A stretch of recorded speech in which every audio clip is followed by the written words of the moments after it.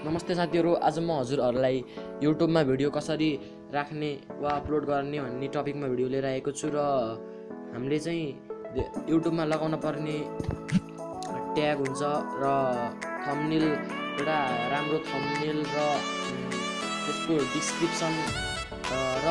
Description भित्र लिंकहरु हामीले दिनु परेको हुन्छ र हामीले डाइरेक्ट YouTube बाट हाल्नु भन्दा पनि हामीले क्रोमबाट हामीले भिडियो हाल्न एकदमै सजिलो हुन्छ। किन भन्दाखेरि एकचोटि लिंक कपी गरेपछि त्यही YouTube बाटै लिंक कपी गर्न पर्यो भने हामीले मेन YouTube बाट जुन हालिन्छ हामीले त्यतिकै यसमा बडा त्यस्तो फिचर्स छैन र हामीले क्रोमबाट गर्यो भने हामीलाई धेरै सजिलो हुन्छ।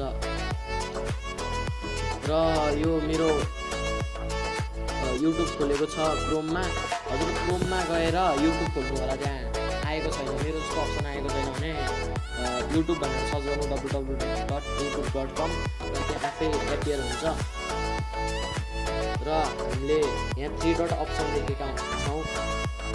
3 डट यसमा क्लिक गर्ने र डेस्कटप साइटमा जाने। सरी, मेरो यो YouTube ब्याक गएछ र यो मेरो डेस्कटप साइटमा गइसकेको छ र डेस्कटप साइट यदि हजुरहरूले गर्नु भएन भने हामीले डाइरेक्ट भिडियो अपलोड गर्न सक्दैनौँ र यहाँ हाम्रो एउटा अप्सन भेटिएको हुन्छ, जस्तै हजुरहरूले देख्न सक्नुहुन्छ यो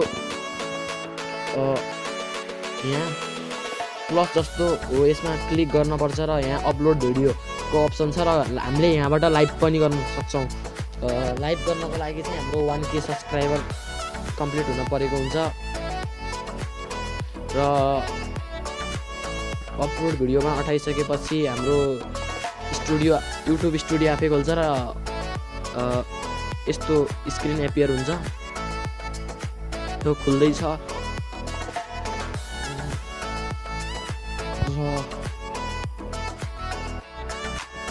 र हाम्रो यहाँ upload video, upload with classic, अनि हामीले यहाँ सिलेक्ट फाइल भनेको हुन्छ। सिलेक्ट फाइल अप्सनमा थिच्ने र हाम्रो केमा छ, एन्ड्रोइड सिस्टममा छ, क्यामेरा रेकर्डरमा छ, साउन्ड रेकर्डरमा छ, हाम्रो धेरै जस्तो डकुमेन्ट्समा हुने गर्छ र डकुमेन्ट्समा जाने। डकुमेन्ट्समा गएर हामी ग्यालेरीमा जाने र त्यहाँबाट एउटा भिडियो चुज गर्छु म। ल यो भिडियो सब चुज गरिदिएँ र फेरि हामीले वेट गर्नुपर्छ र हामीले यहाँ टाइटल पनि हामीले यहाँबाट हाम्रो भिडियोको जे टाइटल छ हामीले यहाँ हाल्ने राख्ने र डिस्क्रिप्सनमा चाहिँ हाम्रो अब डाइरेक्ट क्रोम खोलिसकेपछि गुगलबाट पनि लिङ्क तान्न मिल्यो र आफ्नै युट्युब च्यानलबाट पनि लिङ्क तान्न मिल्ने भयो। किन भन्दाखेरि हाम्रो क्रोम खोलेको छ युट्युब एपबाट हाम्रो लिङ्कहरू जति पनि छन् तिनीहरूलाई हामीले तान्न सक्छौँ। र थम्बनेलको कुरा आयो भने हामीले यहाँ अपलोड थम्बनेलमा गएर हाम्रो सिलेक्ट एन इमेज भनेको हुन्छ सरी, क्यामेरा र ब्राउज गर्नुपर्छ हामीले र एज रिस्ट्रिक्सन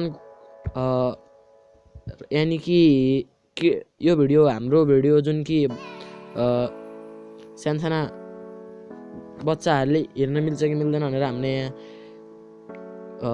चुज गर्न परेको हुन्छ र मोर अप्सन्समा चाहिँ खासै ध्यान दिनुपर्ने केही कुरा छैन। हाम्रो पेड प्रमोसन हुनसक्छ, ट्याग्स हुनसक्छ, सबटाइटल्स र अरूहरू हुनसक्छ र यति भइसकेपछि 2 मा गई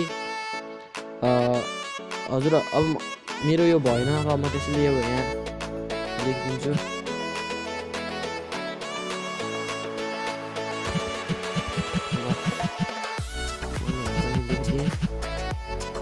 यति गरिसकेपछि जान दिन्छ होला भिडियो एलिमेन्ट्समा र मैले गइदिएँ। ल नोमा अठाइदिएँ। अब हामीले यहाँ नेक्स्टमा अठाउनुपर्छ। नेक्स्टमा अठाइसकेपछि हाम्रो यहाँ प्रमोट एन इन्ड स्क्रिन हाम्रो जब भिडियो भइन्छ र हाम्रो कन्टेन्टहरू जस्तै कि हजुरहरूले देख्नुभयो होला।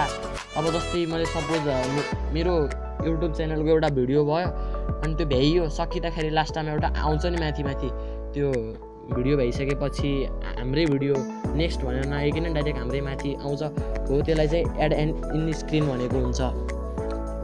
र थर्ड नम्बरमा छ भिजिबिलिटी। हाम्रो यो भिडियो पब्लिकमा राख्ने हो कि अनलिस्टमा राख्ने हो कि प्राइभेट राख्ने हो, यो तिनवटा कुरा राम्रोसँग हजुरहरूले चुज गर्नु होला र धेरै जस्तो पब्लिकै राख्नु होला।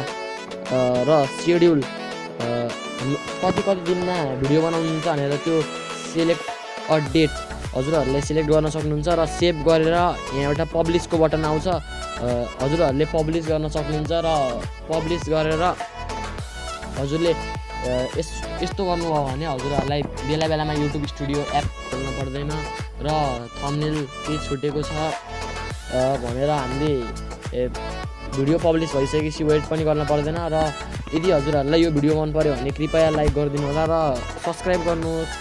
हामी 1K सब्सक्राइबर नजिकै छौँ।